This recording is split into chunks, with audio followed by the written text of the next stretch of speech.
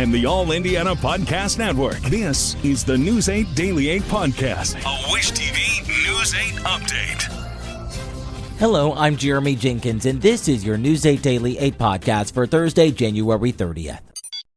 This is a mini meditation guided by Bombas. Repeat after me. I'm comfy. I'm cozy. I have 0 blisters on my toes. And that's because I wear Bombas, the softest socks, underwear, and t-shirts that give back. 1 purchased equals 1 donated. Now go to bombas.com/Wondery and use code WONDERY for 20% off your first purchase. That's bombas.com/Wondery and use code WONDERY at checkout. We begin in the nation's capital, where recovery efforts are taking place on the Potomac River in Washington, D.C. 28 bodies recovered after a mid-air collision between an American Airlines regional jet and a U.S. Army Black Hawk helicopter. The plane was carrying 60 passengers and 4 crew members, the helicopter carrying 3 soldiers. Authorities believe there are no survivors. That crash had an impact on air travel on airports all around the country, including Indianapolis International Airport. News 8's Colin Bailey reports. 8 flights connecting Indianapolis International and Reagan National in Washington have been affected by this crash. Taking a closer look at those numbers, according to FlightAware, 4 flights originating Indy have been taking off the board, as well as 4 flights from Reagan to Indy. As you just heard not too long ago, D.C. Mayor Muriel Bowser updated reporters at the airport. She says she will continue to update everyone with new information as it comes in. We'll also have updates for you throughout the morning here on Wish TV and WishTV.com as well. But for now, in the newsroom, I'm Colin Bailey for Wish TV, WishTV.com, or follow us on Facebook for updates. In other news, Governor Mike Braun gave his first statewide speech in office. In it, he called on state lawmakers to work on property taxes, healthcare costs, and much more. News 8's Garrett Bergquist reports. So this was Braun's first chance to fully flesh out his agenda in front of a joint session of the Indiana General Assembly. He praised lawmakers for their work so far, but says he wants more done sooner. Braun urged lawmakers to follow his lead on reworking state government. And my vision is a streamlined, accountable, responsible government that keeps more money in your pocket and empowers the private sector to innovate and grow. State lawmakers already have several bills dealing with healthcare cost transparency and new rules for nonprofit hospitals. Braun told them to get those bills to his desk as soon as possible.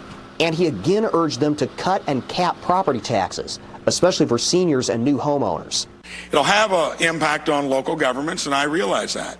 But taxpayers are struggling, and we have to put their needs first. Just like the example I set with my budget proposal, all governments need to do more with a little less. Braun spoke a day after he ordered state law enforcement agencies to assist federal immigration authorities whenever possible. He told lawmakers Indiana will do its part to secure the southern border. And as the Trump administration begins to return illegal aliens with criminal records to their home countries, we will assist. A state should always put the safety of its own citizens first. I think we can all agree on that. Republican legislative leaders say they're glad Braun is taking the lead on the healthcare cost issue. We've got probably north of a dozen bills we're working on, all trying to put some downward pressure on our healthcare costs, and that's has been of primary importance for us for a couple of years, and certainly is this year. But Democrats call Braun's property tax plan a farce. They say it will only shift the burden to local governments. And they say if Braun is serious about making health care more affordable, he shouldn't cut Medicaid. Transparency is a good first step, and one that the legislature already has taken 2 years to look at, but it doesn't build hospitals. And most of our communities are seeing their hospitals close. It doesn't reduce wait times, and it doesn't make life-saving medications any cheaper. Senate Republicans have given Braun's tax plan first priority. I asked Bray how soon we might see hearings on that bill. He says he thinks Republicans will be ready to present a plan sometime in about the next 2 weeks. At the State House, I'm Garrett Bergquist for Wish TV, WishTV.com, or follow us on Facebook for updates. Police in Pendleton have yet to release the name of the man killed in a police shooting. State police say it happened late yesterday afternoon in the southbound lanes of I-69 near the State Road 38 interchange. Investigators say a man was walking on the interstate, pulled a knife from his jacket, when he was questioned by officers, refused commands to drop the knife and instead advanced toward the officers aggressively. State police say a Madison County deputy deployed a taser, but that did not stop the man. That's when a Pendleton police officer shot him. The man later died at a hospital. The officer who fired the shot is now on administrative leave, which is standard procedure. Let's talk sports. A pair of 30-plus point performances helped the Pacers win a physical game against the Pistons. Pascal Siakam scored the most points he has ever posted in a Pacers uniform, with 37, including a three that put the game on ice late in the fourth quarter. Tyrese Haliburton also added 30 points as the Pacers took the win 133-119. The Pacers are hot. They have the best record of any NBA team in January, going 10-2 this month. And All-Star Kelsey Mitchell is staying with the Indiana Fever. The guard has re-signed for her 8th season with the Fever yesterday. Mitchell put up the best number of her career last season, averaging 19 points a game. She ranks second all-time for the Fever in points, three-pointers, and career minutes.